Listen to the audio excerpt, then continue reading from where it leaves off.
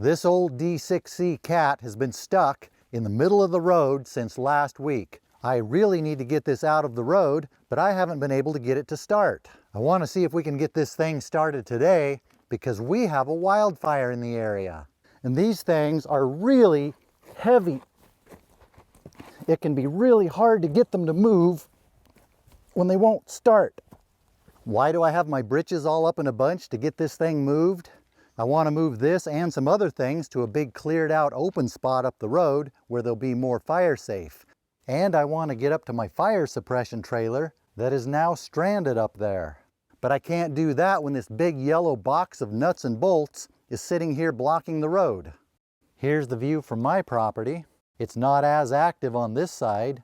There's some aircraft there fighting it. On the time lapse, you can see the smoke a little better. I got this footage of the other side of it where it's been very active. A lot of evacuations. It's causing all kinds of problems. We have that fire over there. We have dry lightning forecast to come through tonight, which could start more fires. We might need to use this to build fire line. So we're going to see if we can get this thing started today. How and why did this thing get stuck here in the middle of the road? Ah, so nice of you to ask. It all started over here, the day that everything went wrong. Well, one thing went right, but that one thing that went right led to everything going wrong. It was parked right here with a possible fire on the way. I especially didn't want it right here next to all this flammable junk. How did it get from being right here to being right there, stuck in the middle of the road? The first part of that happened about the way you might picture it happening. But that's not the part that was the problem.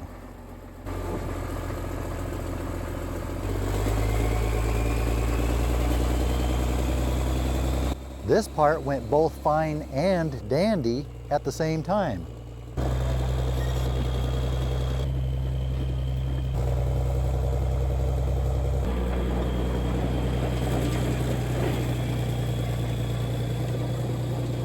That was the only thing that went well that day, but only for a short time. It was purring along like a good cat, like it always does, but when it got about to this point, it started to sputter. I don't like when my equipment sputters. It's typically not a good sign. Actually, I don't remember if it died or if I shut it down. I think I might have shut it down because I had a really good idea what was happening. Now it's sitting here with the engine panel open and my old red truck backed up to it as a service truck, which is commonly not a good sign when it comes to heavy equipment. A week later, I haven't been able to get this thing to budge. Let's see if we can figure out what's wrong with this thing. Before I started it that day, I did what I always do, check all the boxes, make sure the fluid levels are good, give it a quick walk around inspection, make sure everything looks okay. But there's one box that I neglected to check. That would be this one. It's the one that has fuel in it, or at least it's supposed to, or at least I thought it did. I remember having the passing thought, there should be enough fuel in there left over from the last time I used it. You always want to make sure you have plenty of fuel, because if you run out in one of these diesel rigs, it can be a bit of an ordeal to get them running again. I remember having the thought to check the fuel, but apparently having the thought doesn't count because I ran out of fuel. Okay, it's not that big of an ordeal to get them started when they run out of fuel, but that all changes when everything goes wrong.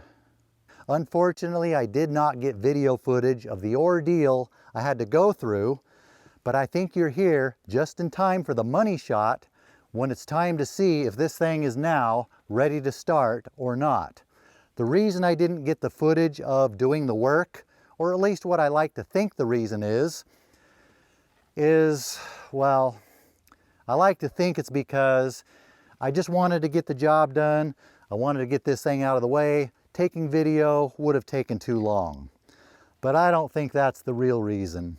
At the time I was thinking, I'm not even going to do a video about this because I think I might have been a little bit embarrassed that I actually ran this thing out of fuel. I wasn't super motivated to admit that. But that was a whole week ago. Now a week later, it's no longer too soon. Plus, back then, I was practically a different person. younger and foolish. Now I'm older and wiser, and we can all learn from my mistakes. Before we see if this will start, I'll give you a quick summary of what I had to do so you'll be up to speed and you'll know where we're at. I thought I had one thing going for me. I have this transfer case right here handy. Did I just say transfer case? Not transfer case, a transfer tank. Let's try that again. I have this transfer tank right here handy that I keep off-road diesel in. But because of where this was parked, I couldn't get close enough to it for the hose to reach. Because of that, I had to go get a jerry can. Come back with the jerry can, fill it up, haul it up there, pour it in the tank. Since it's parked on a slope, I want to make sure I have plenty in there to make sure the level is well above the outlet. Came back for another load. I'm thinking, this tank has plenty of fuel in it. I haven't used that much since I last filled it up. After pumping about a half gallon, I thought it had plenty of fuel. Are you noticing a theme here? Well, it doesn't have a gauge on it. How am I supposed to know how much fuel is in there? What do you expect me to do? Open up the fuel cap, look in there and see? Who does that? Same with this thing. It doesn't have a fuel gauge. It has a dipstick. Actually, it has two dipsticks. What am I supposed to do? Open this up and check? Well, yeah, I guess I am supposed to check, but I got distracted setting up cameras, and making up those kind of bogus excuses feels a lot better than admitting pure neglect. Regardless of any of that, before I could do anything else, I had to make the 2-hour round trip into town to go get more fuel.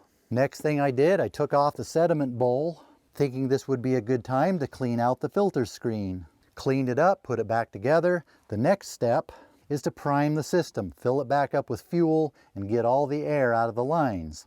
To do that, we use this nifty little hand priming pump that Caterpillar was so nice to put in these. Before doing that, we want to open the bleed valve up a couple turns to allow the air to escape as the fuel is taking its place. It's also a good idea to remove the main filter, fill it up with fuel, just to reduce the amount of pumping you have to do. You can also do the same thing with that sediment bowl. But I didn't fill the sediment bowl because I remembered back to the last time I primed this system. I think it was when I cleaned that sediment bowl. I remembered this hand priming pump was not working very well. Back then I finally got it to work well enough to get the job done, but it ended up being an ordeal. I also remember back then thinking, since that primer pump is not working well, I should order a new one. They're not expensive, it's a common failure item, then I will have one on hand. Next time I need to prime the system, I can install the new one, it'll make the job easy. But did I do it?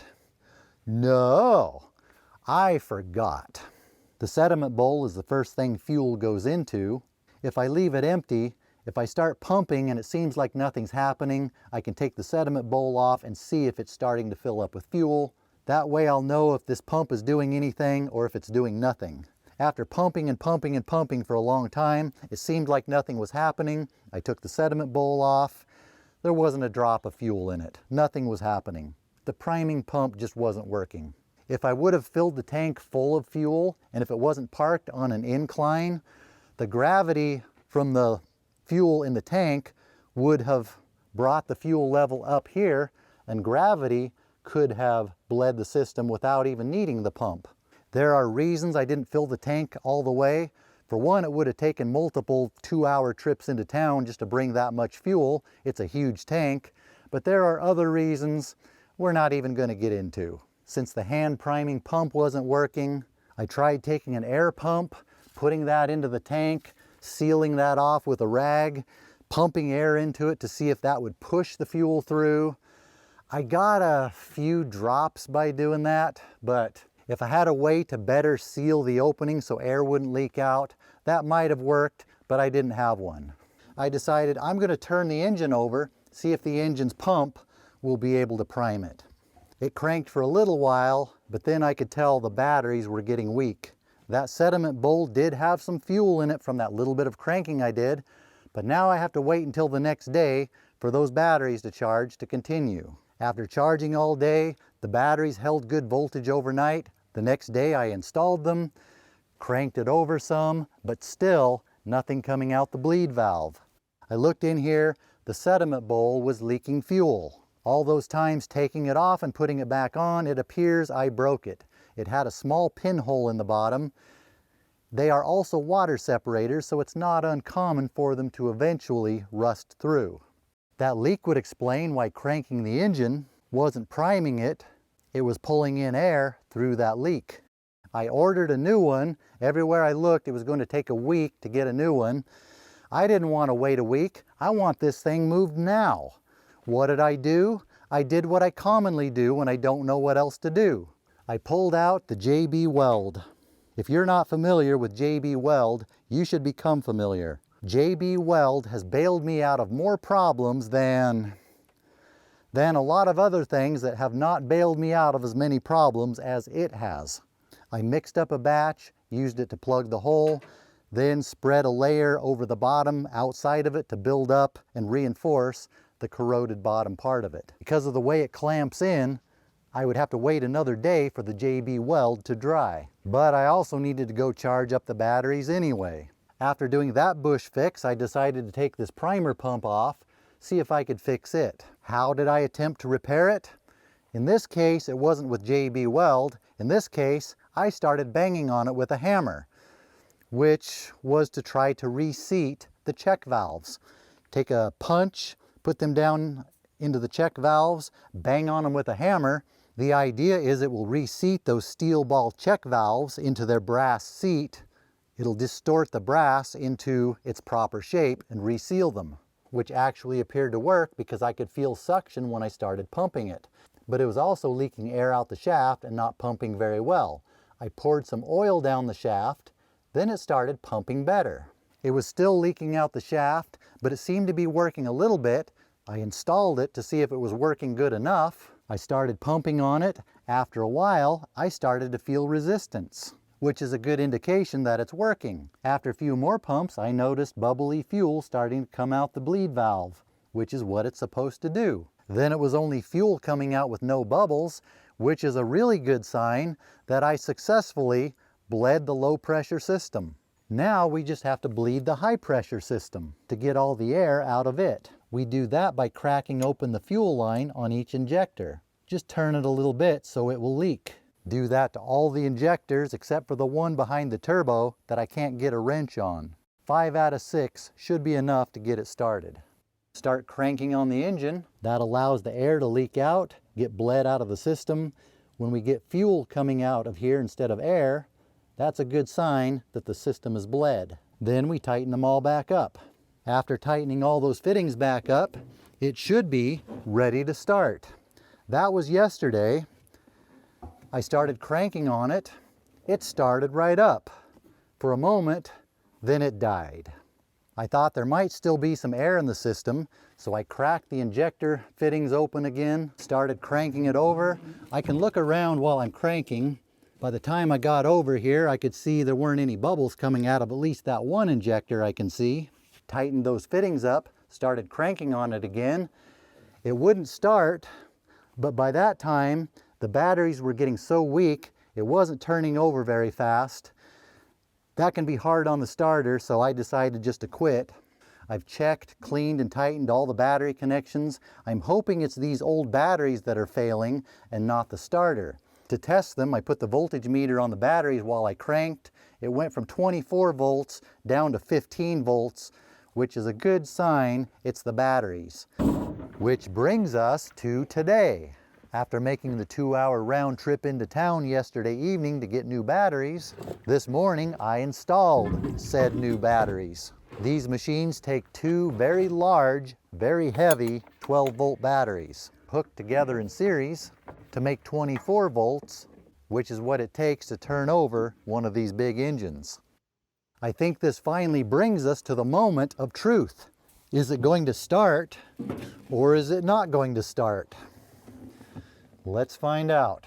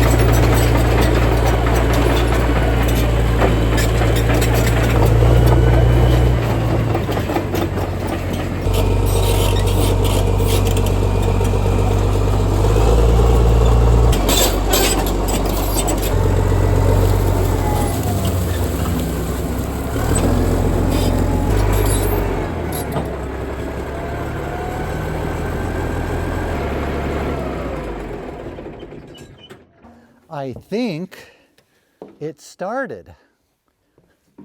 That's how this thing normally operates when it has fuel. So what did we do here? We took something that was very simple, turned it into something very complicated. The way we did that is by utilizing the fine art of neglect. If I hadn't neglected to simply check the fuel before starting, I wouldn't have had the opportunity to do any of that. If I would not have neglected to verify I have enough fuel out here to do the things I need to do out here, it wouldn't have been, well, it just wouldn't have been the same. Without neglect, I might have replaced that priming pump that I knew was faulty a couple years ago. Then the whole process probably would have been finished in 20 minutes after finally putting fuel in the tank, or maybe an hour if I would have had a new one on hand and had to install it.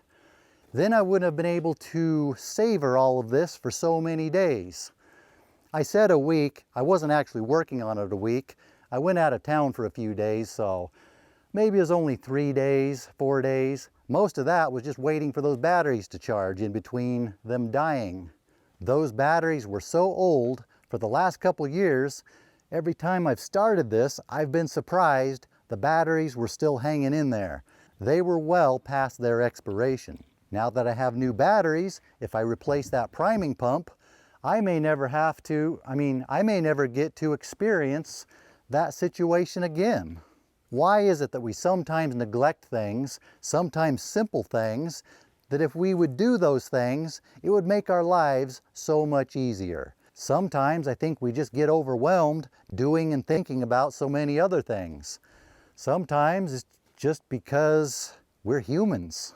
Sometimes I get the sense that we are all just a bunch of nutcases doing whatever we can do to try to get by in this world.